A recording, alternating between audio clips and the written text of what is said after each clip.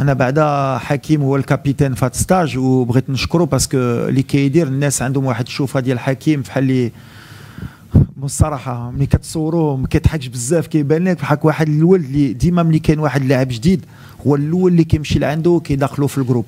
ومع ابراهيم دارها وكيتفاهموا بالعكس، واي كويري كيبغي يلعب مع كويري، هادشي اللي خصك تعرف.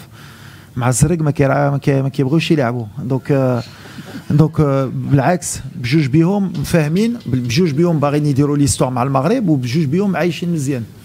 دونك ما كايناتش هاد العلاقه.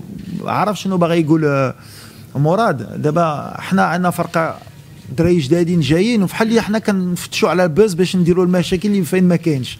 كلشي غادي مزيان، ربحنا لعبنا مزيان، تفاهموا واش كيبوسوا بيناتهم ولا كياكلوا بيناتهم، زعما ما عندها حتى علاقه. هما ملي كيدخلوا كيلبسوا القميص كيبغيو يتقاتلوا على المغرب كيتفاهموا. دونك هادشي غلط. والثانيه غير هادي